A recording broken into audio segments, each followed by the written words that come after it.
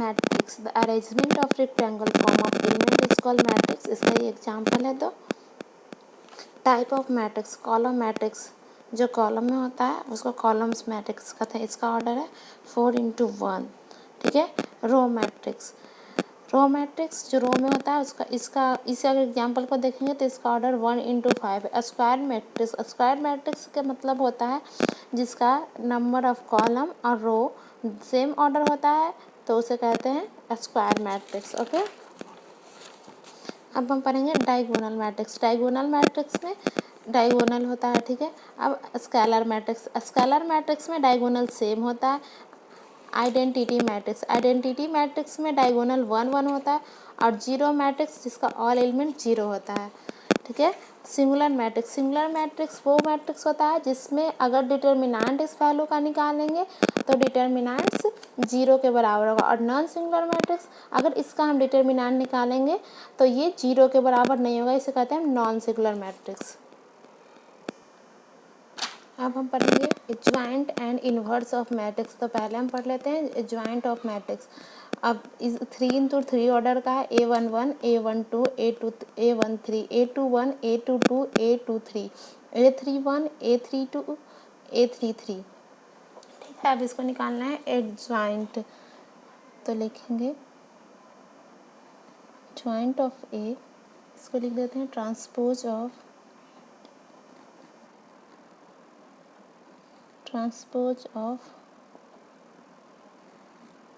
Capital A से denote करेंगे A11, A12, A13, A21, A22, A23, A31, A32, A33। ठीक है।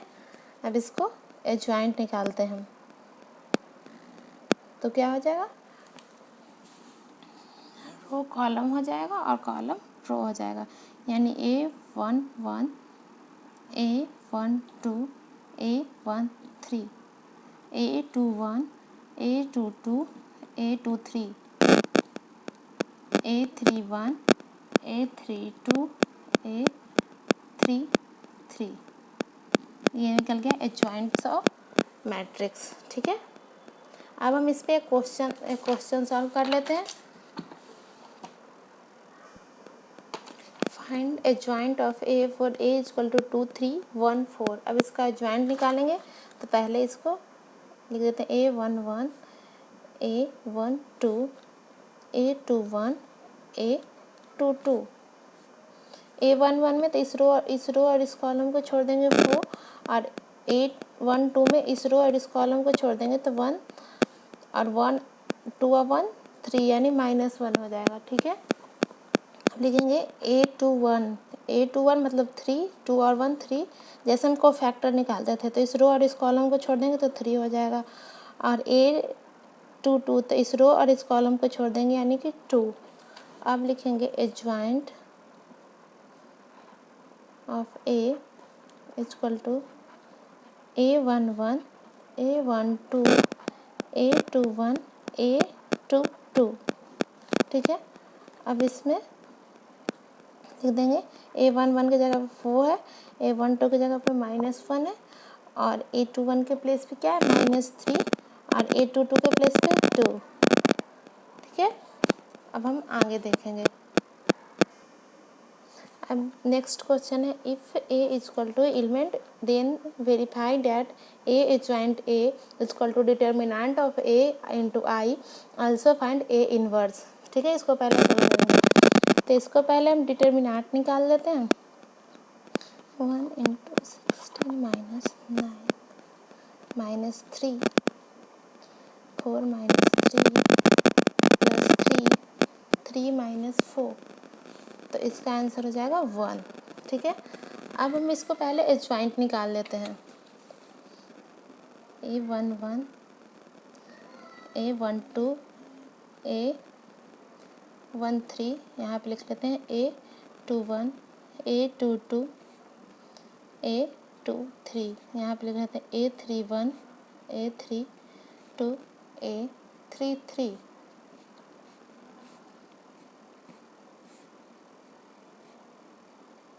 अब इसका जब ज्वाइन निकालेंगे तो इस रो इस कॉलम को छोड़ देंगे, इसको क्रॉस मल्टीप्लिकेशन कर देंगे, साइड में वैसे ही कर करके लिख देंगे। तो A11 हो जाएगा 7, A12 -1, A13 -1, A21 -3, A21 1, A23 0, A31 -3, A23 0, A33 1। अब हम लिखेंगे adjoint of A. Adjoint of A लिखेंगे तो 7 -1 -1 -3 1 0 -3 0 1। ठीक है, अब लिखते हैं यहाँ पे क्या करना है, ए इंटू एडजॉइंट ऑफ ए। तो यहाँ लिखते हैं ए एडजॉइंट ए। ठीक है, अब इसको सॉल्व करते हैं। तो ए के प्लेस पे क्या था, ये बस पहले ये लिख देंगे 1 1 1 3 4 3 3 3 4। ठीक है, अब यहाँ पे जो एडजॉइंट ए आया था उसको लिखेंगे। ठीक है, 7 -1 -1 -3 1 0 -3 0 1। ठीक है, अब इसको ये देखना है हमको कि इसको क्रॉस कैसे करेंगे। तो इस एलिमेंट से इस एलिमेंट को करेंगे, फिर प्लस का साइन देंगे, इस एलिमेंट से इस एलिमेंट को करेंगे और इससे इससे करेंगे। मतलब इसका रो इसके कॉलम से करेंगे, फिर इसको इससे करेंगे, फिर इसको इससे करेंगे, फिर सेम सेम वैसे ही करते जाएंगे। चलिए हम देखते हैं। जब इससे करेंगे तो 1 × 7 7, प्लस का साइन देंगे लेकिन 3 × -1, तो क्या लिखेंगे 1 × 7 7 प्लस प्लस और यहाँ पे 3 × -1 यानी -3, और इस 3 से इसमें मल्टीप्लाई करेंगे तो -3। अब इस रो को इस कॉलम से मल्टीप्लाई करेंगे, मतलब 1 × -3 -3, 3 × 1 यानी 3, 3 × 0 +0। अब इस रो को इस कॉलम से करेंगे तो -3 + 0 + 3। ठीक है, अब इस रो को इस कॉलम से करेंगे, फिर इस रो को इस कॉलम से करेंगे, इस रो को इस कॉलम से करेंगे। ठीक है,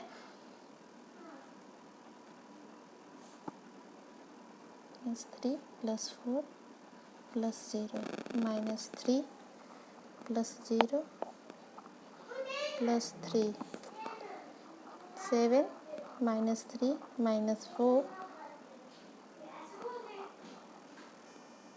अब हम इसको सॉल्व कर लेंगे। ठीक है, तो 3 -3 -6 और -6 और 7 तो 1, इसको 0 आएगा, इसका 0 आएगा, 0 1 0 0 0 1। ठीक है, यानी कि डिटर्मिनेंट ऑफ ए इंटू आई, ये तो प्रूफ हो गया है। ठीक है, अब क्या आता है, एल्सो फाइंड ए इनवर्स। अब निकालना है ए इनवर्स। अब ए इनवर्स का फॉर्मूला होता है 1/, determinant of A into adjoint of A. Okay, कहीं भी लिखेंगे तो यही लिखेंगे। ठीक है, अगर बी रहेगा तो एक जगह पे बी पुट करेंगे, B inverse into A by determinant of B adjoint of B. ठीक है, मतलब जो लिखा रहेगा वो यहाँ पे लिखेंगे। अब निकालते हैं 1/, और डिटर्मिनेंट कितना आया था 1, यानी 1/1, और एडजॉइंट क्या आया था, ये आया था एडजॉइंट 7 -1 -1 -3 1 0 -3 0 1। ये हो गया ए इनवर्स। ठीक है, if A = matrix and B = A matrix, then find that A B inverse = B inverse into A inverse. ठीक है, अब इसको हम सॉल्व करेंगे तो पहले हम निकाले थे A × B, उसके बाद इन्वर्स करेंगे A B, तो हो जाएगा 2 3 1 -4 अब बी के प्लेस पे क्या लिखेंगे, 1 -1 -2 3। ओके, अब इसको हम कर लेते हैं डिटर्मिनेंट जैसा पहले कर लेते हैं, ठीक है। मतलब 2 -3 -4 + 9 1 + 4 -2 -12, ठीक है। मतलब -1 5 5 -14। अब इन्वर्स करने के लिए क्या, ए इन्वर्स का फॉर्मूला था 1 determinant of A into adjoint of A. तो पहले क्या निकालेंगे, ए ज्वाइंट ए। तो पहले इसको क्या कर लेते हैं, यहाँ पे पहले निकाल लेते हैं A11 A12 A21 A22। A11 निकालेंगे तो -14 ए तो माइनस और ये 5, A21 तो -5 और A22 यानी कि -1, ठीक है। मतलब हो गया adjoint of A is equal to -4 sorry 14 है यहाँ पे, 14 -5 -1। अब निकालते हैं ए बी इन्वर्स। ये तो ये ज्वाइंट आया था ए बी का, अब निकालेंगे ए बी इन्वर्स। अब पूछ रहा है ए बी इन्वर्स। तो ए बी इन्वर्स निकालने के लिए पहले में निकालना होगा डिटर्मिनेंट ऑफ ए बी।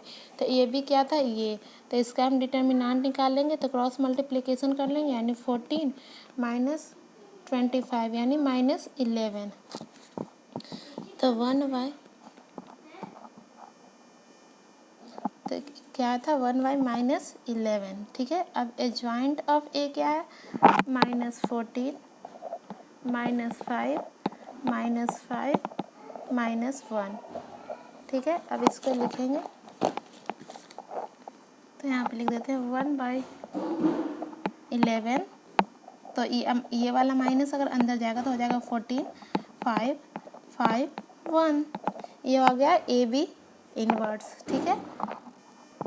अब यहाँ पे क्या लाना है, बी इन्वर्स ए इन्वर्स। तो पहले हम क्या निकालेंगे, बी इन्वर्स। तो पहले हम ए इन्वर्स और बी इन्वर्स निकाल लेते हैं। मतलब यहाँ ए इन्वर्स ए निकालेंगे तो क्या होता है, ए की जगह पे क्या है 2 1 3 -4 और बी क्या है 1 -1 -2 3, ठीक है। अब यहाँ पे निकाल लेंगे A11 A21 A12 A22। A11 हो जाएगा -4 A12 हो जाएगा -1, क्योंकि 3 था, ये रो और ये कॉलम तो 1 हो जाएगा। अब 2 + 1 यानी 3, जैसे हमको फैक्टर निकाल देते हैं। फिर यहाँ पे -3, यहाँ पे 2 हो जाएगा, यहाँ पे भी निकाल लेते हैं B11 B12 B21 B22। तो B11 3 B12 1 B21 2 B22 1, इस रो और इस कॉलम, ठीक है। अब हम निकालते हैं ए ज्वाइंट, क्योंकि ए इन्वर्स निकालने के लिए ए ज्वाइंट निकालना तो जरूरी है। तो adjoint of A is equal to -4 -1 -3 2। Adjoint of B is equal to 3 1 2 1। अब यहाँ पे निकालेंगे ए इन्वर्स। तो ए इन्वर्स निकालने के लिए क्या होता है, 1/, determinant of A into determinant of A into adjoint of A. तो यहाँ पे हम डिटर्मिनेंट ए का डिटर्मिनेंट निकाल लेते हैं, -8 -3 यानी -11। और ये बी का निकाल लेंगे डिटर्मिनेंट, तो क्या आ जाएगा 3 -2 = 1, ठीक है। तब ए इनवर्स निकालते हैं तो 1/, डिटर्मिनेंट ऑफ ए, तो डिटर्मिनेंट ऑफ ए -11 आया। इसके बाद -4 -3 -1 2। ठीक है, अब यहाँ पे निकालेंगे बी इनवर्स, तो 1/1 और 3 2 1 1। ठीक है, अब निकालेंगे बी इनवर्स और ए इनवर्स।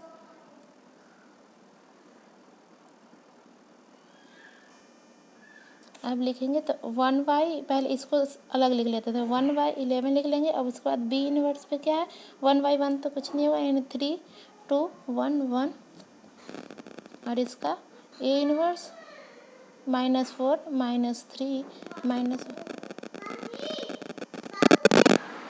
अब हम इसको सॉल्व करेंगे तो 1/-11 लिख देते हैं, और फिर इसको इस रो और इस कॉलम करेंगे, फिर इस रो इस कॉलम को, फिर इस रो इस कॉलम, इस रो इस कॉलम, तो यानी -12 -2 -9 +4। फिर इसको लिखेंगे -4 -1, फिर यहाँ लिखेंगे -3 +2। ठीक है, तो क्या आ जाएगा 1/11 और -14 -5 -5 और -1। ओके, और लिखेंगे 1/-11 सॉरी 1/11 लिख लेते हैं और इस माइनस को अंदर लेके चले जाते हैं, तो क्या हो जाएगा 14 5 5 1, मतलब A B inverse equal to B inverse A inverse. यहाँ इसका वैल्यू ए बी इनवर्स का वैल्यू और बी इनवर्स ए इनवर्स का वैल्यू सेम आएगा। यहाँ पे प्रूफ भी यही करना था। ठीक है।